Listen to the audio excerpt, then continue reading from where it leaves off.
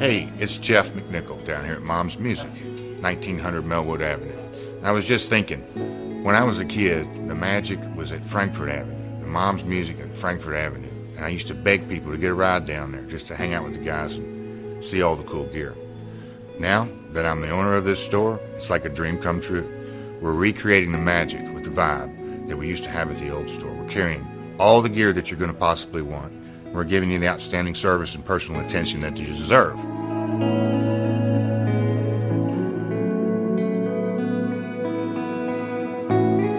Yeah, so we've got the great guitar shop here. We're carrying USA Fender, USA Gibson, Paul Reed Smith, Gretsch, Jackson, Charvel, anything you could possibly want. We're going to have it for you. Mom's is and always will be Louisville's music store. Generals gathered in their masses, fa la la la la la la la la. Just like witches at black masses, fa la la la la la la la la. Evil minds that plot destruction, fa la la la la la la la la. Sorcerer of death's obstruction, fa la la la la la la la. In the fields the bodies burning, fa la la la la la la la la. As the war machine keeps turning. This is Hellwolf of Black Knife sending a big congrats to the Metal Forge on 100 fucking kick-ass episodes. Fuck yeah.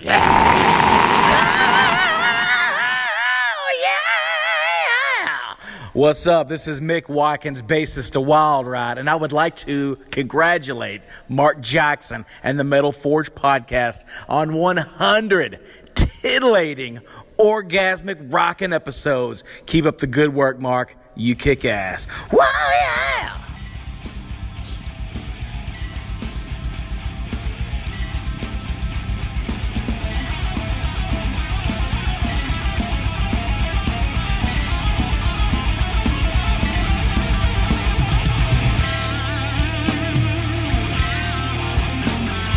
Thank you for tuning into the Metal Forge. I am Mark Jackson and I'm your host. The premise of the show is pretty simple. Awesome interviews and awesome music.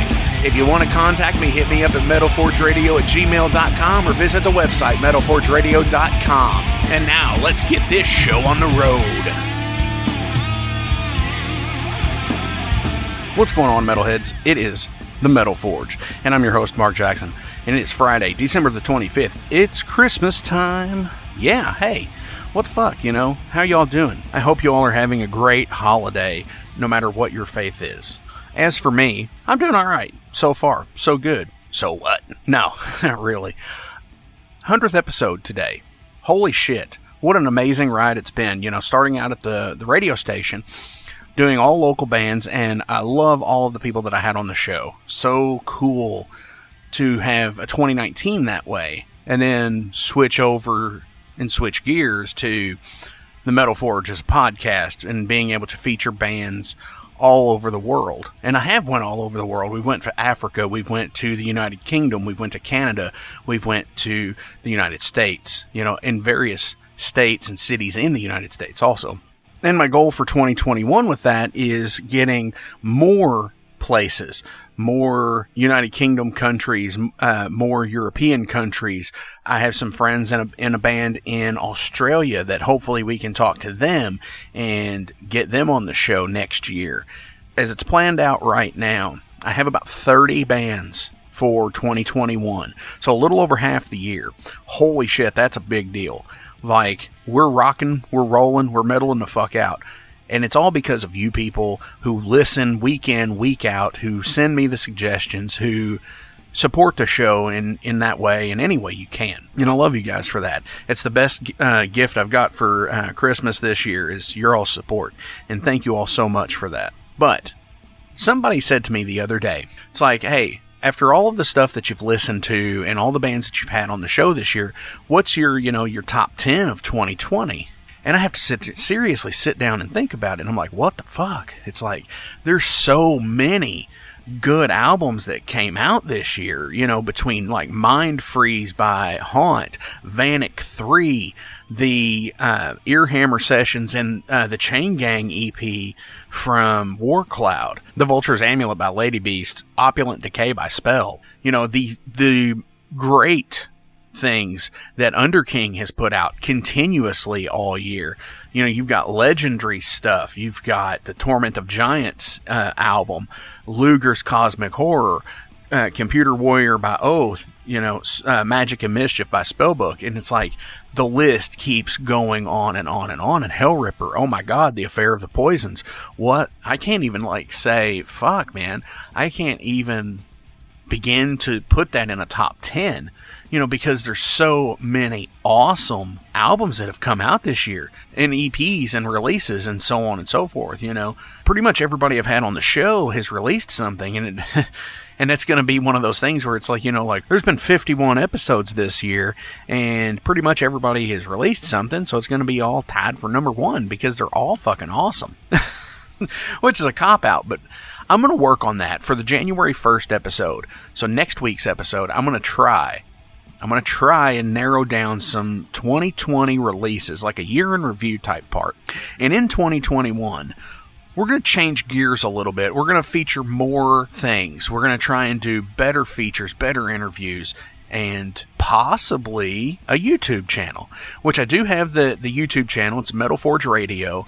I haven't put anything on there, but in 2021, you might be seeing some actual video interview for in-person interviews. Might be trying to do like a Skype recording thing or a Zoom recording deal. We're going to see how that's going to go. Because, you know, when I was on the CHQ page, we did video as well as the audio part of it, which is totally badass and cool. But this has always been a podcast, a talking thing, which I'm super comfortable with. Even in the interviews where I've done in video, we've all kind of just had our video muted and just recorded audio. Like a few weeks back, that was the one of the episodes. I think it was the Spellbook episode that we did that with, or somebody, Hram maybe. We did an audio only video conference, which is kind of weird. But I'm rambling at this point, you know, but I digress, as Jim Cornette would say. If anybody listens to his podcast, I know Wrestling Steve does. So that was for him, because he's cool too, you know. Oh yeah, here's another cool thing that I need to mention really fast.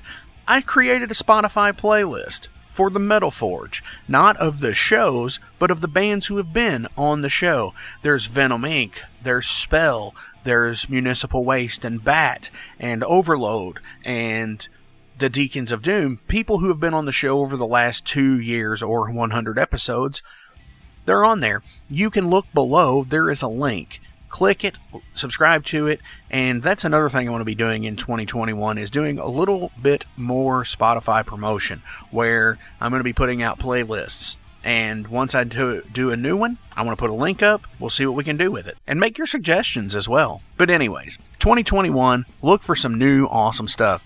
And also, we're going to be doing some more giveaways on the Metal Forge. We're going to be doing some prize packages, I think. And so I know I talked about doing those this year, but with COVID and everything else, I really didn't feel comfortable, you know, asking a band to sit there and be like, hey man, can you donate a couple of albums to give away on the show? Because I would much rather you all purchase that and support these people who have not been able to play these shows. And I think you all would agree with me on that. But anyways, yes, we're going to be doing some giveaways. And I think my first giveaway is going to be in January. So check out next week's episode. I've got a pretty big guest planned for that. Super fucking awesome. And we're going back to Scotland for it, which is even cooler because, hey, fucking awesome people coming on the show next week. But I do want to mention this as well. You might be hearing some other guests come on the show today other than the interviewees of Saber. Because, hey, this is the 100th episode. And what wouldn't it be if, you know, some friends came on and said something about it? So check their pages out too, as well as Saber's. Links are going to be in the description below, as always, to the contribution, to the Metal Forge page, and all of the bands that are on the shows. Always, like Saber, you know, if you go to the Hram episode and the Locust Tide episode, their links are on there. Make sure you go to their Bandcamp pages and support, because that is what matters, especially if they have a Bandcamp page, which pretty much all of these artists that have been on the show do, because they're all independent artists, and that means so much like you would not believe how much it means, because Bandcamp, it ensures that the artist gets what is due to them. Not like some major record label thing where, you know, you buy a $15 CD and the band sees a mechanical royalty from it of like 9 cents a song. You know, that fucking sucks. But anyway, again, I digress. And as 2020 comes to an end, I do need to thank the sponsors one last time this year, because they've all been fucking awesome. Mom's Music, Maxwell's House of Music, Tattoo Charlie's, Kentucky Hot Brown Pedalboards, The Wrestling Steve Show, UKR Patcher, Imagination Studios 502, and the 21st Amendment Tavern in Germantown for the currently on hiatus Metal Forge Live shows. Super fucking cool people. Go check out their establishments, you know, and as I said a few weeks ago, go buy a gift card to Mom's Music or Maxwell's House of Music. Go buy a Tattoo Charlie's gift card. Go get something to eat at 21st Amendment in Germantown. Listening to the Metal Forge and the Wrestling Steve Show and the Womp Rat podcast from Kentucky Hot Brown Pedalboards. So go get your pedalboards, go get your guitars and basses, drums, whatever you need. Then go get a tattoo, and then go get some food or beer afterwards, and get some patches and shirts made and stuff like that, because they help more than you know. Thank you to the Patreon donors as well. So much is done with their help. And of course, you know, there's always contribution links in the description below. So if you feel like you want to, there's the link. I'm not pushing it on you. But yeah, as Wrestling Steve says on his show, go leave a review. That's the thing that matters the most. That and sharing it to your friends. So let's get into it right now. And thank you all for listening to the 100th episode of the Metal Forge. Here's to 100 more. Stay tuned, because we're not fucking going anywhere. We're the fucking one and only Metal Forge, no matter what somebody else is saying. And we are going to rock out every Friday. And hopefully some other days too, because, you know, fuck. Why not, right? As long as I can put out great content for you guys, that's all that matters. And I thank you all. Anyways, this is Strike of the Witch by Saber.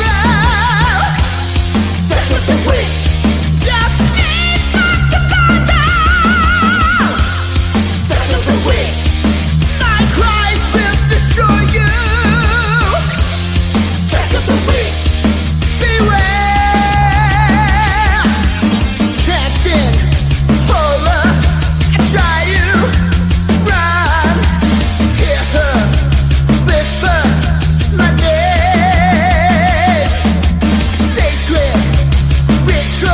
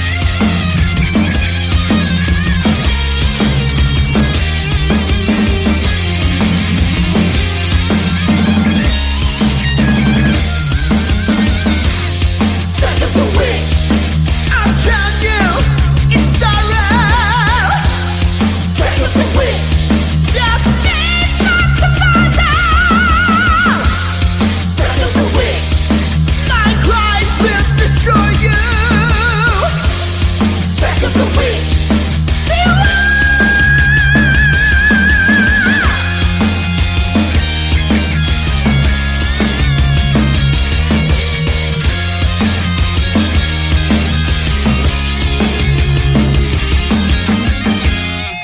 All right, metalheads, I'm being joined on the line right now from Los Angeles, California with Saber. I have Steve and Joel on the line. Guys, how you doing today? Pretty good, man. How you doing?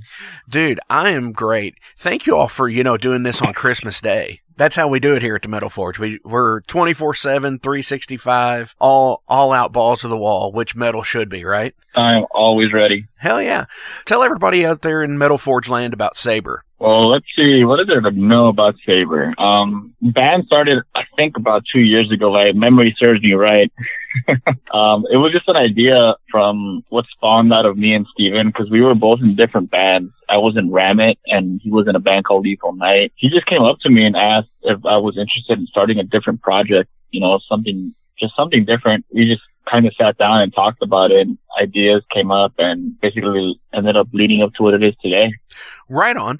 Which this whole new wave of traditional heavy metal has really lit fire over the last few years. Definitely, yeah. It really has. There's so many bands across the world that are doing this type of genre, and it's it's basically almost making a comeback in the scene. Definitely it is. It's whereas a few years ago, well, I say a few, meaning 10 to 15 years ago, thrash metal made a big comeback with bands like Avenged Sevenfold and people like that.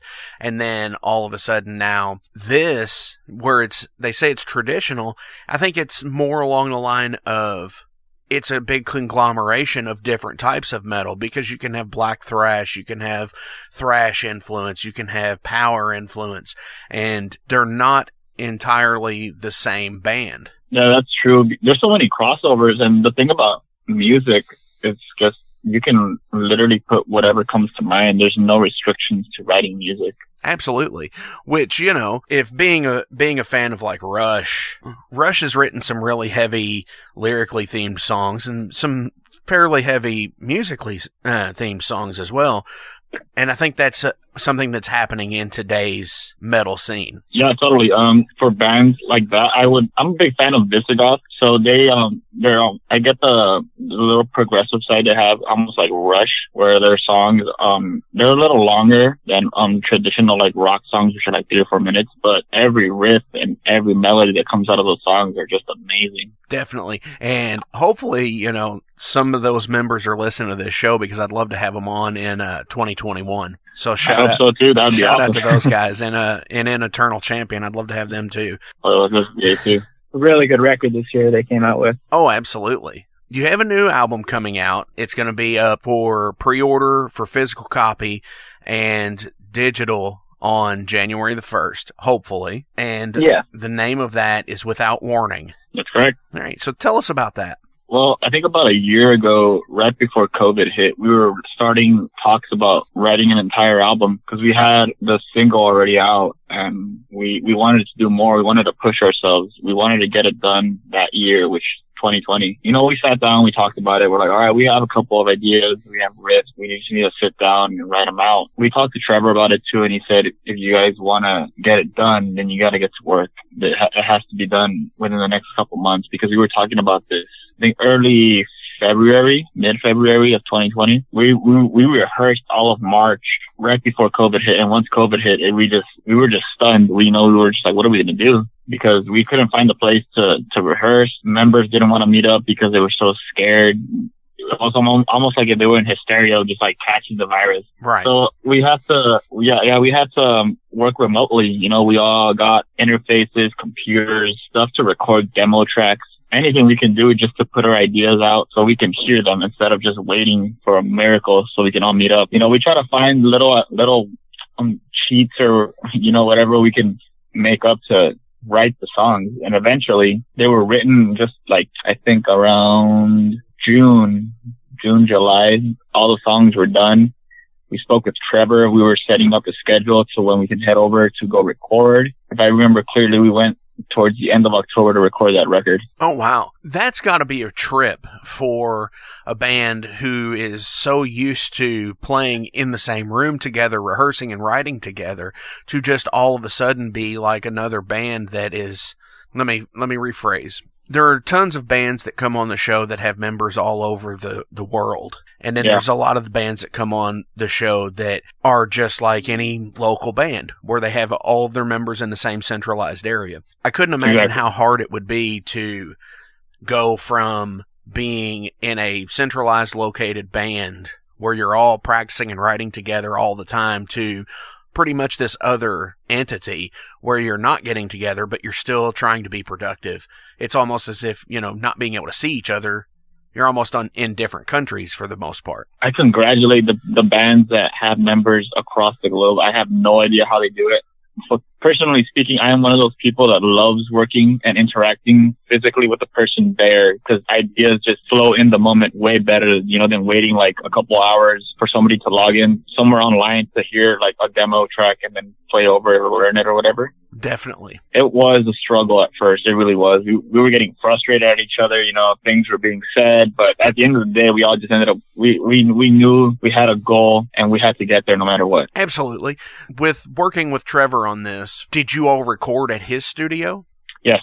Yeah, we all, right before we were going to head down, we all got COVID tested, and like prior to like a week or two before we were planning to head down to the studio, just to make sure like everyone is like clean and safe. And absolutely. Yeah. And like, like we just all headed down, we met up, around that, obviously like around like that time, like, things started kind of opening back up around here. And, we were kind of like, as far as like giving ideas out, like digitally and like online, like, we were kind of like meeting up. Like I was like personally like, meeting up with Joel here to do my vocals on like, just like in his room and stuff, just to like, do the pre-production part of like the album. And then as soon as we had all that set and stoned, like we started like, planning out this exact like date to do the full record and like re-record everything and just set it out. Definitely. And I really love doing pre-production work because I love seeing the evolution of a song. So, you could say that again, man.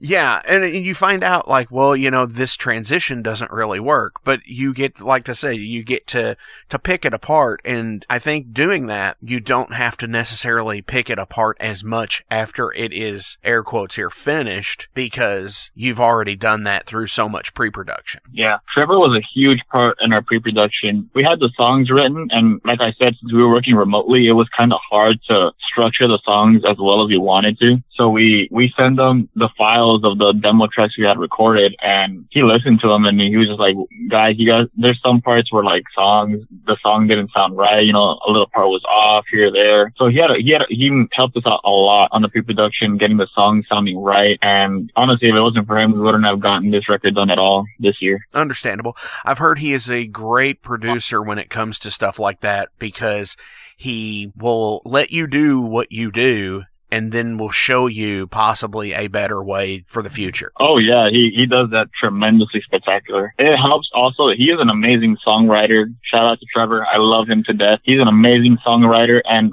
he has a fantastic ear. If there's something does not fit well, he will tell you. Absolutely. And yes, definitely shout out to Trevor and Haunt and Beastmaker, all of those bands. While smoking 3 joints. What's that? Yeah, that always smoking weed. So the fact that he can just like function, like he just so stellar that while high, it just astonishes me all the time. Right. But yeah, seriously, shout out to him. He is such a cool dude. I was glad to be able to feature him on one of the episodes here a few months back. Check out the archives for that. So definitely, just also give a shout out to Trevor on he not only helped produce the album, but he drummed on it too. That is true. Awesome. And I was actually going to ask that, because I did notice on your Metal Archive page that there is no drummer listed, and I was just like, well, that's not entirely uncommon, but it seems like he's done this for other people as well. Very true. Yeah, I can't remember the other band he played drums for. I know he did for Oath. For Oath, yeah, it was for Oath. Yeah. I was thinking of Tantivy, but he didn't. He just produced it. their stuff. I'm seeing Shout out to Oath, man. Oh yeah, Steven is great. He was here a couple of weeks ago. Super cool dude. That's always fun to be able to talk to somebody on the show outside of the United States. Oh yeah, super talented musician as well. Oh, extremely talented. All right, we're going to take a real quick break, and we're going to come back with more Saber here at the Metal Forge. Hey, headbangers. It's Ed, the former Lunch Break Live host on WCHQ, as well as the former audio engineer on the Metal Forge. And guys, we had so much fun bringing the Metal Forge to the airways of WCHQ. And I hope you guys are enjoying the Metal Forge in its brand new format as a podcast. I miss working with Mark, who was a great mix between Ricky Rackman and Chris Farley. We had so much fun together on the Metal Forge. It was a great show, and hope you guys are doing well in the pandemic year of 2020. We're holding it down, and you should too. Keep banging. Hey, it's Mark Maxwell at Maxwell's House of Music. Listen, all this stuff is now available to purchase on our website. Check it out at maxwellshouseofmusic.com. We carry all the top brands, like Fender. We got Gibson. We also have basses. We've got ukuleles. We got drums. We've got sound gear. We've got keyboards.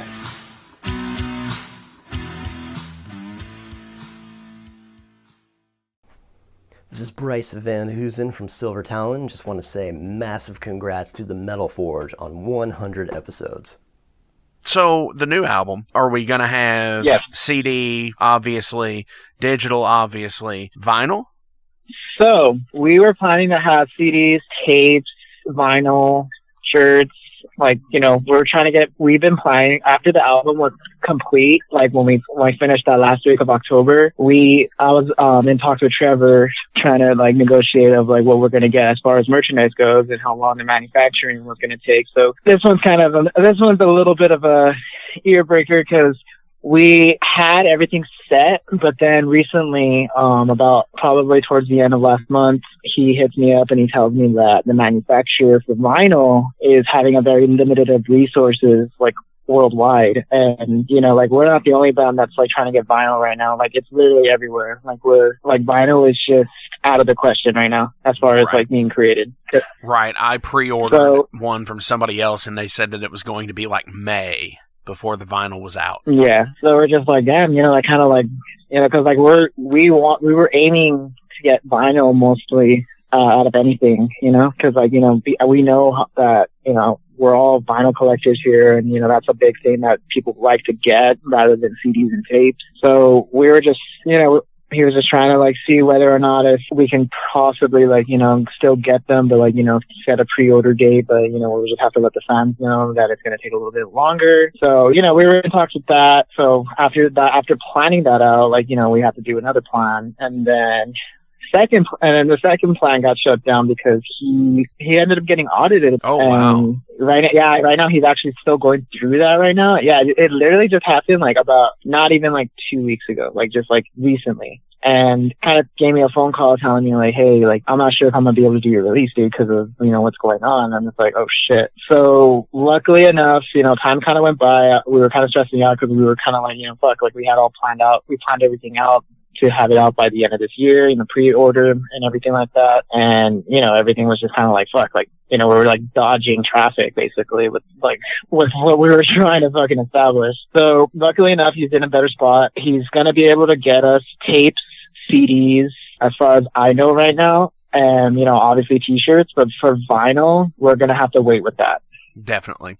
It's understandable because there have been pretty much every guest on the show this year has released something, and every one of those people have released something on vinyl. It has been so crazy with just that. You know, where I live, we have a small local company that will press limited run vinyl, like something like nothing more than like 200 copies or 300 copies, right? And they're always 8 to 9 months behind. Wow. Because there's always somebody pressing vinyl on a scheme where it's like, you know, Trevor doing vinyl, because he does vinyl for everything that he puts out for Haunt and Beastmaker and the bands that he produces and puts stuff out for as well. So I can only imagine, that's a pretty big deal. And when you've got the world doing it and there's not that many places, it could definitely be difficult, I'm sure, to get it. Yeah, he's expressed that to us really, really well. Well, and that's the thing. I think true fans, I don't think it really matters, honestly, because true fans are going to buy the album on, I always equate this to like the Metallica fandom, because how many times have they released Kill 'Em All, Ride the Lightning, Master, and Justice? At least 14 times. And I know tons of people that will go out and buy every single copy that comes out, whether it's the 94 remaster, whether it's the 2008 remaster, the giant box set remaster, so true fans, I think, will get behind it no matter what. That's true. So why music for you guys? I mean, what made you go down the path of music? Personally, speaking for me, it was just an escape from reality. Any other musician would probably tell you that as well. But honestly, it really is therapeutic to just sit there and listen to music and feel a different emotion other than like pain or suffering, whatever you're going through. But yeah, music, just playing music in general always has me smiling no matter what can be happening. So it just seemed so natural for me to just want to be involved in music for the rest of my life, if that's possible. Definitely. But yeah, that's as best as I can put it. I can relate to that. Yeah, I mean, I can say the same thing, just vibes overall, man. Like, when you're in an empty room and there's nothing going on, obviously the party starts, like when you put on that CD or tape or whatever you're going to listen to music with, and it'll just it'll energize the room, it'll energize wherever you're at. And yeah, man, I just had I can probably say, I could probably speak for the rest of the guys that we have a deep passion when it comes to music in general. Definitely. And I think musicians, honestly, an extremely deep passion for what we create. Oh yeah, of course. I've been in the presence of some visual artists where they're just, they get it out, and once that is out, whatever emotion that it is that they had to work through, it's pretty much done.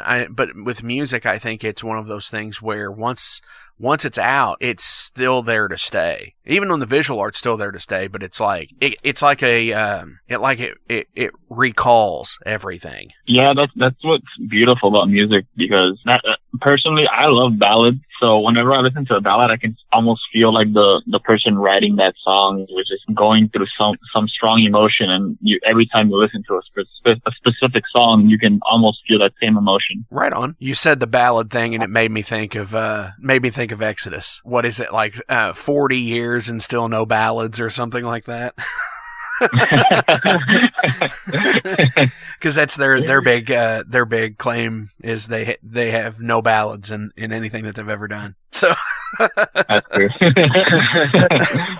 So I'm looking at the album cover for Without Warning right now, and I've looked at the cover to Strike of the Witch, and I'm assuming just by the look of these are Pitforge creations. You would be correct on that. Nice. Actually, no. Actually, for Strike of the Witch, oh, that's right. we actually had a different artist. Interesting.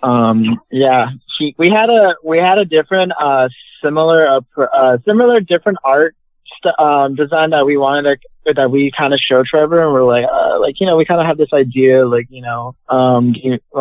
this be pitchable? And then he's like, hold on, I have let me hit up my guy. I think it's can't remember his name exactly, but he's done he did Burst Into Flame art design. He's done a bunch of Haunt designs. I believe he even did I think he did Luminous Eyes as well. I can't remember his name, but he's the one that did Strike of the Witch. Okay, he's the guy before Daniel. Yeah. Because, around that time when we did release Strike of the Witch, we wanted to have another single out. And technically, this single was, because originally, right before we actually even, when we recorded Speed Racer, we were supposed to have at least, a little small demo of, 3 tracks. And Strike of the Witch was one of them, and it was basically semi-ready.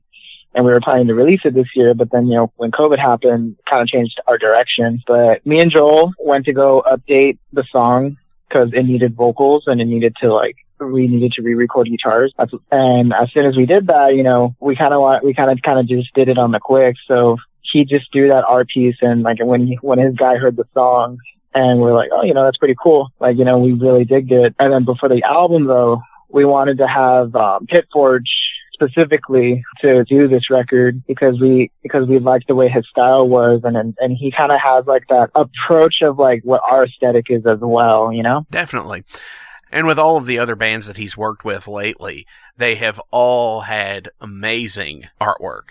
And it's not like it's all the same, it's a similar style, but I think it fits all of their music, which is a big deal for me as a musician and, you know, somebody who is in control of the artwork for my thing. You know, I think the visual has to match the music in the grand scheme of things. Yeah, that's a big plus. The artwork is usually what captivates a listener first, because they see the cover art and they're just like, that looks awesome. You know, the music must sound awesome, right? Definitely. And my point for that is, and I've said this on the show multiple times before, and people will already know what I'm going to say, is Molly Hatchet is the prime example of why artwork needs to be somewhat relevant to the music that's there, because they have these awesome Frazetta covers.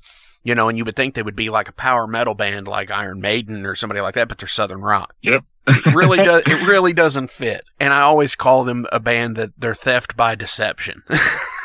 They lure these people in thinking that it's going to be this awesome like power metal, and you know, you get like Southern rock with a real bad draw. But I mean, a perfect example, when I was a kid, I saw the cover art for Meatloaf's Bad Out of Hell, and I thought, this is going to be the greatest metal album ever. And I put it on, and I was like, what am I listening to? Not to say Meatloaf is not a terrible singer. It's just not my preference of music. Definitely. I can see that, because, you know, it's not the same. Another prime example of that is Hair of the Dog by Nazareth. Nazareth, yeah. has a super metal looking cover, and granted, that album has some great songs on it from a rock. It really does. From a rock standpoint, though, but not from a metal one. Yeah. Yep. No, you're right. For sure. So I'm looking at the track listing here, and it looks like Speed Racer makes a return on the album. Yes, right and on. so does Strike of the Witch. Oh, I see that on here now too. That was the first one I saw. Awesome. So you've pretty much got that as a single at this point with Strike of the Witch and Speed Racer. Yeah, pretty much. Right on. Speaking of Speed Racer, the first time it came out, the first single with it, you've got this really cool artwork on there as well. Kind of like this total 80s nostalgia meets Back to the Future flying car. Yeah, you can thank Heavy Defender Studios for that. Definitely. He's a graphic. He's actually one of my friends, and you know, I've known him for a good long time in the LA metal scene. And he's doing some good work, man. Yeah, I got, you know, when we first started, you know, he created our logo. I worked with him on that, and he came up with the very first design of like our first single. So definitely, a lot of respect for Hugo, man. Absolutely. And that Speed Racer, it just screams. I know you had a shirt of it, but it just screams. It needs to be on a shirt. It needs to be like a patch, because it just looks like it would be straight up something that you could see somebody having like a vintage shirt in their collection of. Yeah, we have those shirts. We did a limited run of press shirts for that, and I hate wearing mine just because like it looks so awesome. I don't want to ruin it. Definitely. I definitely know what you mean with that. I've been there with that. It's whenever you get a really good design, it's just like you want to just look at it. Yeah. I've wanted to be that guy where I've got this really awesome design of one that I want to do, but I want to put it as the back patch on a battle vest, and I'm just like, but it's my band. I shouldn't do that. I don't want to be that guy. For sure. We know what you mean. Definitely. And hey, it's that time to take another break. We're coming back with Saber's General Question segment here on the 100th episode of the Metal Forge. Thank you all for tuning in.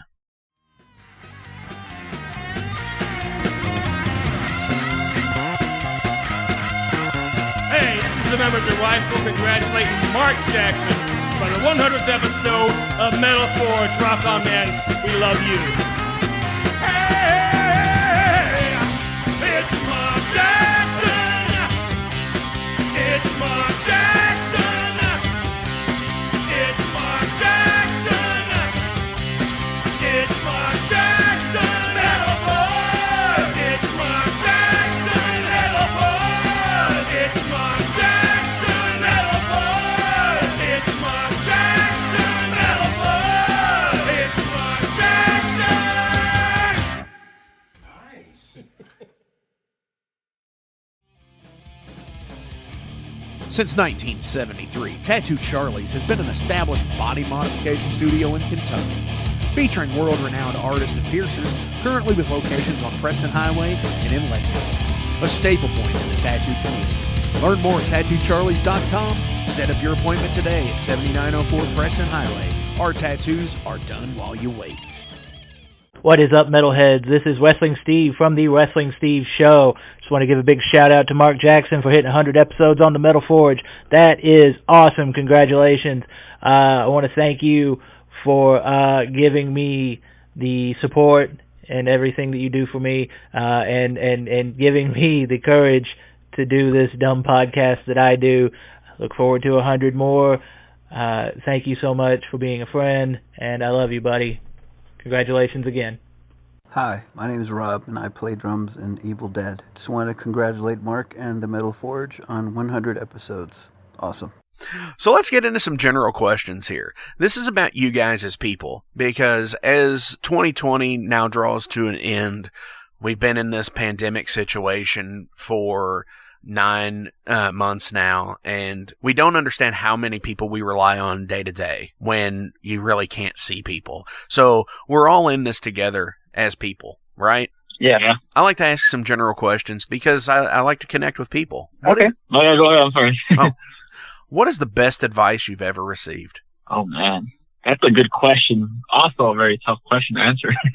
Honestly, the best advice I've probably ever gotten was from one of my high school government teachers, where he just told me, stay true to myself. You know, just don't listen to other people. Always, if you only you know what's right for your life. That is awesome advice. Yeah, and I've tried to stick to that every day of my life. I mean, as for me, probably the best advice that I've ever received, as you know, when I was growing up, was, you know, like, if there's any, like, as far as like following your passion, you know, like, if there's anyone that tells you like how to, like, you know, just live your life, and, you know, if you want to live your life this way, then you got to really look at the circumstances before you actually do. Right. I think that, you know, a lot of people don't understand living as a musician or as an artist in general, because I don't think they understand how hard of a life it actually can be. Tours falling through, pandemic situations like we've had this year. Definitely sound advice to look at every aspect of something. The funny thing is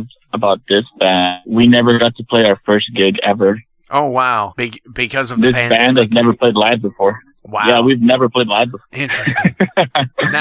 That's really interesting. We had shows lined up on our canceled, and actually I was in talks with because I'm really good friends with Joel and Patrick from this band called Leather Bitch in Oregon, and we were planning to actually do because they were going to do like a mini tour down from the West Coast to where they live, and we were actually going to link up together and, like, you know, play these couple shows, because we were all, you know, we were just fucking excited. They're like, you know, like we're excited for what they've already like put out and started, and, you know, they were excited for us, you know, kickstarting our band, and we're just like, yeah, fuck yeah, like, you know, we're 2 heavy metal bands in the States, and, like, you know, I thought, well, let's just get together and, you know, like, play some fucking shows and just fucking, you know, have a good time. But definitely our little thing is like a very long overdue. Hopefully when the pandemic is over, we're going to try to do something with them still.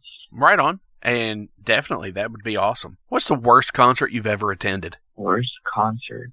I don't think I've had a worst concert. Nice. Yeah, every been has been awesome. I mean, I've been to a worst movie, but but as far as concerts go, I mean, if you consider like backyard shows in LA bad, when cops come and raid them or people start fighting, I've been in multiple of those. So right. Well, that's good though that you haven't. That's good that you haven't haven't actual had like one. big band concert. Yeah, I've never had one.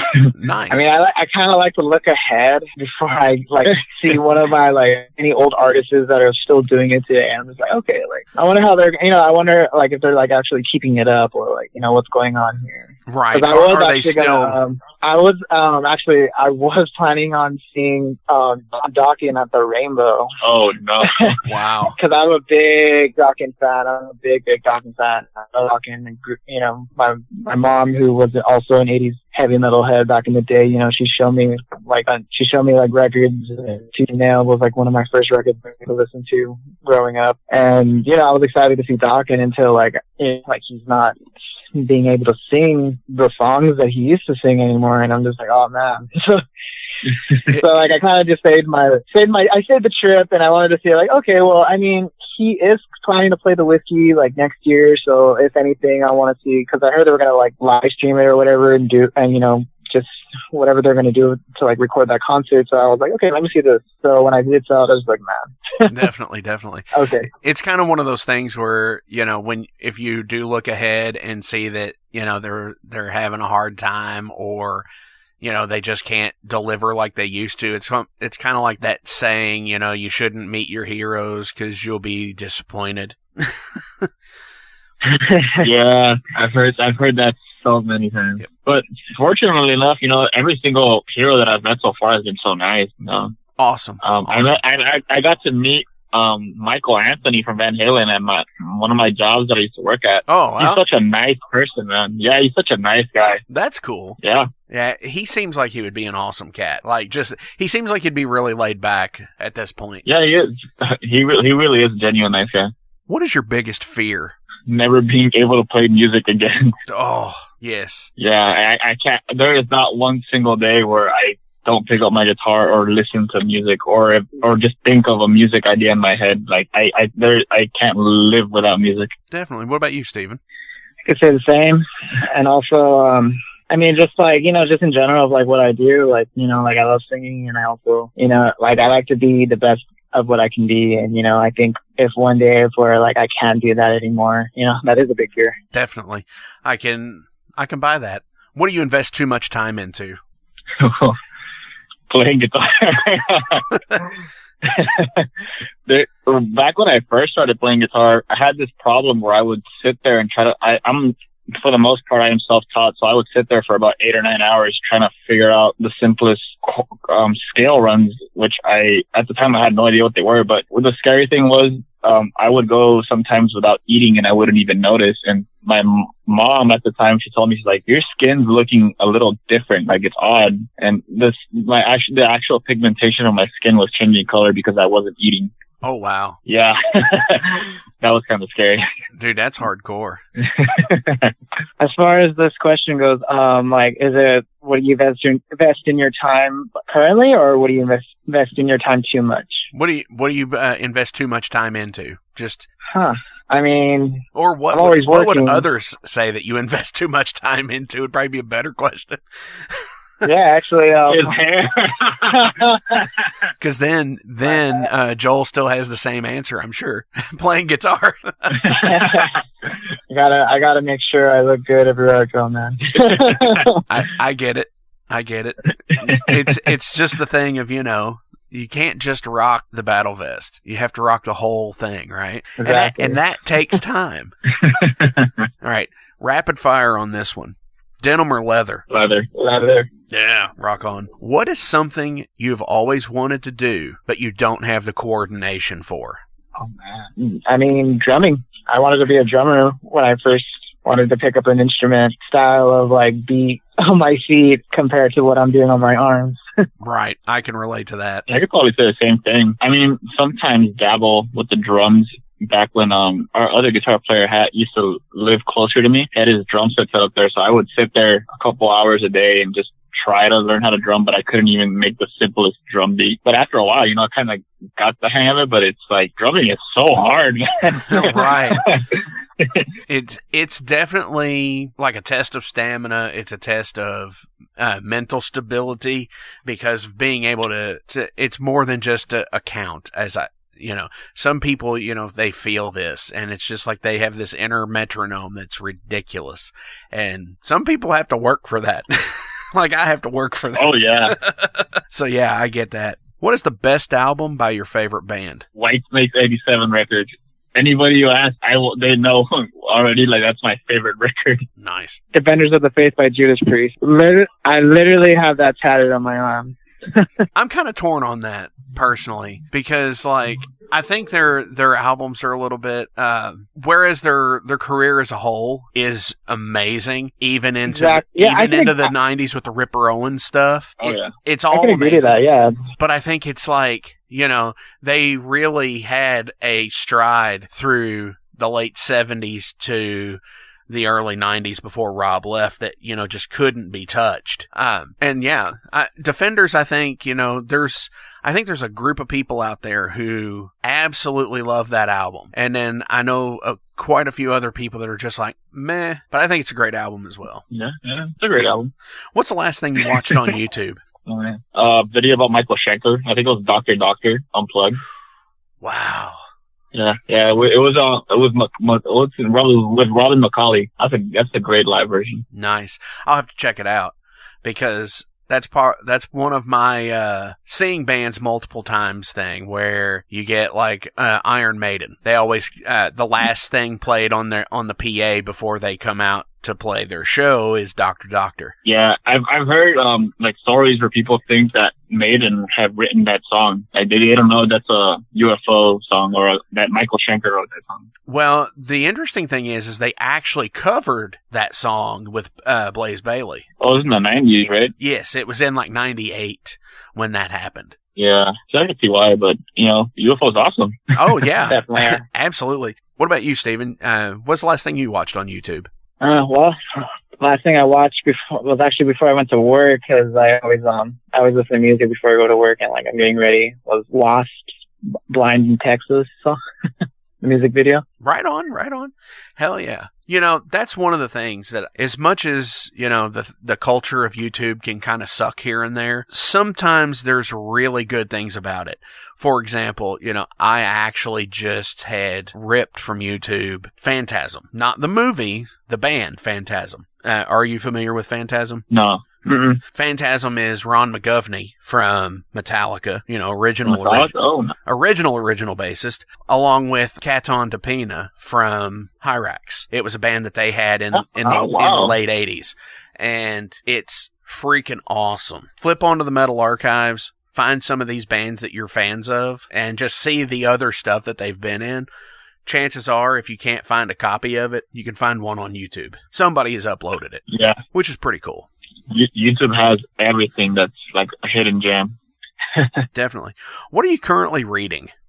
Well, currently I'm not reading anything, but the last thing I read was a book called Storm of Steel, which if you see on the set list for the album, that's the opening track, and that's what that song is about. Right on.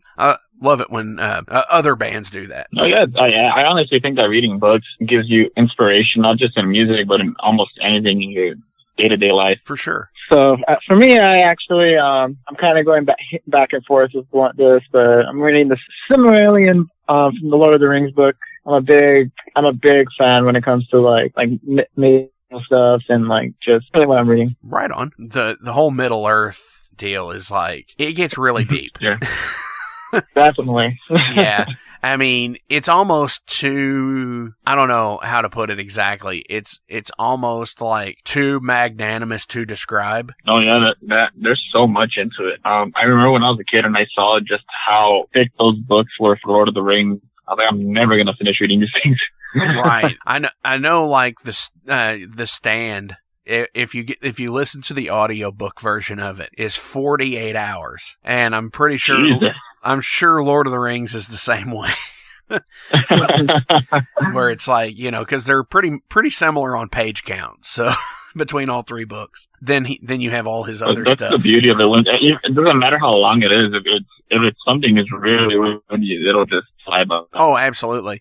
Awesome trivia about that is Sir Christopher Lee would reread the book yearly. He would just pick it up and be like, well, I'm going to read this again. And would reread it and reread it. So when they cast him in the films as Saruman, he was pretty much considered a consultant to the mythos of Middle Earth because he was so in tune with everything. That's actually cool. I didn't know that. Yeah, that's pretty cool stuff. So another little trivia about Christopher Lee is that he actually sang on a metal record. Oh yeah, awesome. Yeah. Legend, man. He sang as like Christopher Lee doing like lines in a film where he's like, I'm going to kill you. You know, he's like metal as hell. That voice, man. Oh, absolutely. There's a story out there where he talks about the death scene. Spoiler alert for the film if you haven't seen it. It's 20 years old. Where he talks about the death scene where Grima stabs him in the back. And the way it was, I don't know if you've heard this or not, but it's crazy. He had an issue with it. He like went to Peter Jackson and was like, so you have me doing this and I'm supposed to be like, oh, and like the way they had written the scene, he's like, that's not how it would happen. And then he explained, because, being in like World War II and stuff like that, he explained what the person would actually do when they were like stabbed in the back and how they would die. And it was just, and Peter Jackson was like, well, okay, if that's... And he was, like, mortified. And that's how it ended up in the film. You should just listen to him. What's that? Like at that point, I think you should just listen to everything that man said. Right. Because Peter Jackson had said that it was like he was telling you from experience, which is... That's a scary thing. Fucking wild. Yeah. All right, the last few questions are coming up, so you know what that means. It's time to take a break. We are on the 100th episode of The Metal Forge. I'm your host, Mark Jackson, and I'm with Saber in Los Angeles, California. Holy shit, what an awesome time this has been. Hey everybody, this is the Demolition Man from Venom Inc., and I'm just saying, Mark Jackson, his shows, they just hit 100. That's pretty fucking awesome. So keep supporting to Mark and to all of you and to the shows. Happy 100. Hey, Metal Forge. This is Vanek. Just wanted to take the time to congratulate you on the 100 episodes. Cheers. Hey guys, Wrestling Steve of the Wrestling Steve Show here. So if you're currently listening to the Metal Forge with Mark Jackson, then you understand that Mark Jackson has a pretty discerning taste when it comes to music as a whole. You'll also understand that he has a discerning taste for professional wrestling, just like me. My show is called The Wrestling Steve Show. I talk about modern and classic pro wrestling in a completely unbiased, unfiltered way. Be sure to check me out on all available podcasting platforms. That is The Wrestling Steve Show. And I am the host, Wrestling Steve. Just remember, like Confucius said, man who goes through turnstile in Thailand is going to Bangkok. Pro wrestling. Hey, this is Cam from Spell, and I am here to congratulate Metal Forge Radio on the milestone accomplishment of 100 episodes. You guys have been keeping it real for a long time, covering the heavy metal underground and all the greatest new bands that come out. We're talking acts like Vulture, Bat, High Spirit, Silver Talent, Rom, and of course my band, Spell. If you want to stay on top of the best new heavy metal acts as they emerge, check out Metal Forge Radio every Friday. What's up? It's Nick from Stonecutters, Warcloud, and Crypticam, and I just want to congratulate Metal Forge Radio on their 100th episode. That's pretty awesome. Here's to 100 more, guys.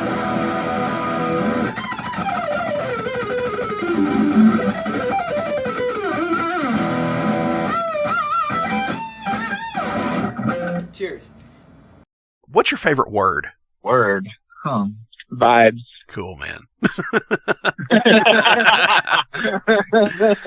think out of the top of my head, probably just be like awesome. Right on. Yeah, I could deal with that. What food can you not stand? I don't know. I eat so much, man. I can eat almost anything. So haven't found something that repulses me. Oh, actually, you know what? I take that back. I hate pickles. Right on. Yeah. Not a huge fan of them. I could. What about you, Steve? You got a worst food? Just cottage cheese. I'm not too big on cheese, man. Like a couple things. I like regular cheese. Cottage cheese. Right. Yeah, like spoiled milk. Yeah. Without the smell. Not my thing, man. Understandable. How can people get a hold of you guys? How can they listen to music? How are they going to be able to pre-order the new album? Well, everyone can do that. Link to our Bandcamp, saberheavymetal.bandcamp.com, and that's literally what we're going to use for this release. Everything's going to be available as far as merchandise goes and actually ways to get the album digitally. Right on. And as always, links are going to be listed below to the Instagram account, the Facebook page, and the Bandcamp page. So everybody needs to click those links and support these guys because they're fucking awesome. As you've been listening, you know they are now. So also now, do you have any shout outs you want to give? Shout out to Trevor, first and foremost. This band would not have survived COVID without him. Shout out to, by any miracle chance of this person who is John Sykes. I would not be playing guitar without him. Big influence on me. And to any local band in the scene right now, trying to support and keep music alive. You know, bands like Fortress, Serpent, Stellar, any of these bands you guys know, check them out. Definitely. As far as me, I can thank my girlfriend Pearl. She's been with me since day one, since I first started. We've been together for 12 years. And shout out to Rob Halford for making me become very addictive to singing. And as far as wanting to get to his level of just overall of how he performs and everything, big inspiration. And yeah, shout out to Trevor, man. If it wasn't for him, man, because we were lost at first when COVID hit, and then he helped us set to the right direction to get this record out. And yeah, I could say shout out to any musician, artist, anyone that's trying to fucking survive this thing, man. Just keep writing music, man. It's all good. It's all about making music, and it's all about making content right now. Shows can wait. Definitely. And content is key. Just everybody needs to remember that. Content is key. As you can put stuff out, people still have something to listen to. Exactly. Definitely. Steven, Joel, thank you guys so much for coming on to Metal Forge this week. Metal Forge number 100 has been awesome because of you guys and all of the listeners out there. So thank you so much for coming on. Now, we're going to try and play something off of the new album, right? Yes, sir. We are. What kind of note are we going to send the listeners out on today? We could send out Storm of Steel, first track off the record. Ooh, that's starting out strong with the first song on the album here. Technically, you guys are going to get the second track coming up, and on December 31st, we have that's when the first single hits. So give you guys a little treat on the first track. Oh, hell yeah. So here it is. This is Storm of Steel.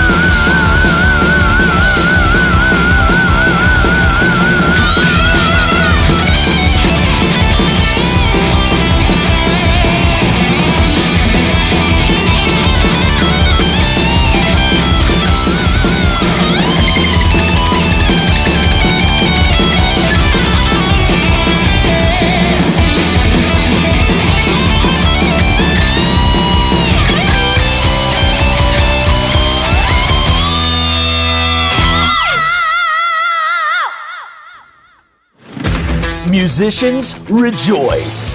Confused with all the modern and technical pedalboard selections? Look no further. Kentucky Hot Brown Pedalboards offer their homemade wooden and custom pedalboards for guitarists and bassists alike. Established in 2013, KYHBPB has helped support not only the local Louisville scene, but a large array of big and small players from across the entire country. More info can be found at KentuckyPedalboards.com. Hey everybody, thank you for tuning into the Metal Forge this week. I really appreciate every last one of you that listens. But before I go any further, I do want to tell you that we do have a Patreon page here. And there's 3 tiers. There's the down and dirty dollar tier. It's just $1. Hey, you're not going to miss $1. Nobody does. Then there's the $5 showstoppers tier, which you get a patch, stickers, whatever we have that's in that price range. And then there's the $20 a month master, where you can get a t-shirt, any size, any color of the Metal Forge logo. Fuck yeah, that's awesome stuff. Oh, and by the way, if you donate on there, guess what? You get the show 2 days in advance from everybody else. Thank you all so much. It's patreon.com/metalforgeradio. Check it out and donate today. I love you guys. Thank you. Long live the fucking Metal Forge!